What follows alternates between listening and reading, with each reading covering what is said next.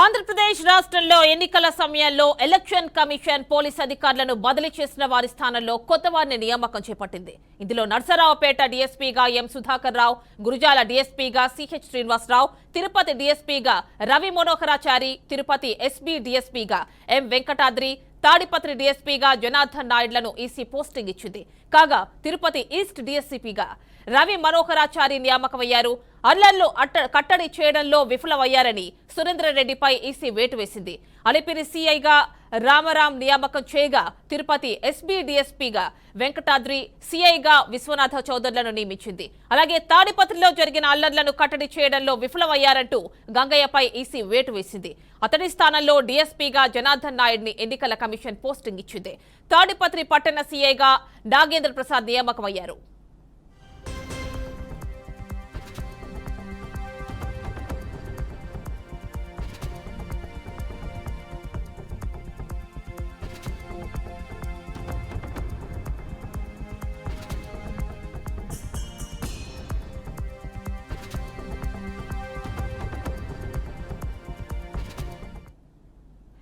ఇక ఈ అంశానికి సంబంధించి ఫుల్ డీటెయిల్స్ మా కరెస్పాండెంట్ విజయవాడ నుంచి శ్రీనివాస్ అందిస్తారు. శ్రీనివాస్, చెప్పండి, ఈసీ ఎవరినైతే ఎన్నికల నేపథ్యంలో సస్పెండ్ చేశారో ఎస్పీ డిఎస్పీలకు సంబంధించి వాళ్ళ ప్లేసెస్ లో రీప్లేస్మెంట్ జరిగినట్టు తెలుస్తోంది. డీటెయిల్స్ ఇవ్వండి.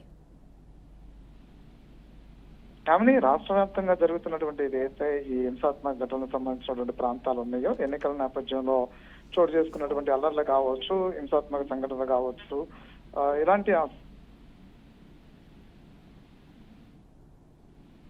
ఉన్నటువంటి విధుల్లో ఉన్నటువంటి కొంతమంది పోలీసు అధికారుల మీద చర్యలు చేపట్టడం జరిగింది. మొదటిగా మనం చూసినట్లయితే ఆ జిల్లా ఎస్పీని ఇద్దరు ఎస్పీని సస్పెండ్ చేస్తూ ఒక ఎస్పీని బదిలీ చేస్తూ ఆదేశాలు జారీ చేయడం జరిగింది. అయితే దిగువ స్థాయిలో ఉన్నటువంటి డిఎస్పీలు కావచ్చు, సిఐలు కావచ్చు, వీళ్ళ మీద కూడా అప్పుడు శాఖాపరమైనటువంటి చర్యలు ఎన్నికల కమిషన్ తీసుకున్న నేపథ్యం కనిపిస్తుంది. ఎందుకంటే సంఘటనలో జరుగుతున్నటువంటి ఏదైతే ప్రాంతం ఉందో ఆ ప్రాంతంలో సరైనటువంటి పోలీస్ బందోబస్తును ఏర్పాటు చేయకపోవడం వల్ల ఇలాంటి సంఘటనలు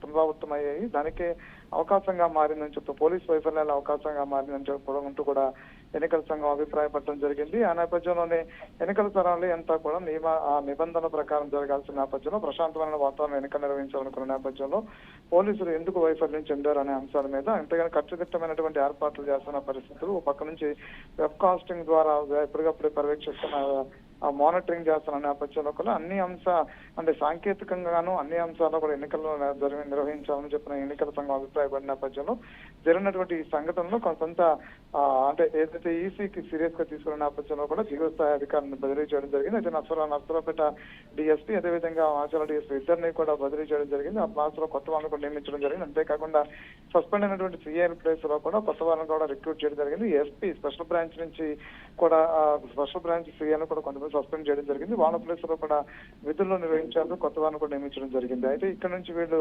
పూర్తి స్థాయిలో ఎవరైతే ఇప్పుడు విధుల్లోకి హాజరయ్యారో వీళ్ళందరూ పూర్తి స్థాయిలో ఆ ఎన్నికలు జరిగినటువంటి ఆ ప్రాంతాల్లో ఏవైతే హింసాత్మక ఘటనలు ఏవైతే ఉన్నాయో ఆ ప్రాంతంలో పూర్తి స్థాయి కౌంటింగ్ సందర్భంలో పూర్తి స్థాయి అధిక పనిచేయడమే ఎప్పటికప్పుడే అక్కడ ఏం జరుగుతుంది ఏంటనేది స్పెషల్ బ్రాంచ్ నుంచి రిపోర్ట్ కూడా పూర్తి స్థాయిలో ఎస్పీకి ఇవ్వాల్సిన నేపథ్యం ఉంది. ఎప్పటికప్పుడు ఎస్పీ కూడా పూర్తి ఏం జరుగుతుంది ఎన్నికల కౌంటింగ్ సంబంధించి కావచ్చు ఆ జిల్లాలో పరిస్థితి ఎలా ఉంది ఏంటనే అంశాన్ని కూడా పూర్తి స్థాయిలో ఎప్పటికప్పుడు ఎన్నికల కమిషన్ కూడా నివేదిక ఇవ్వాల్సిన పరిస్థితి ఉంటుంది.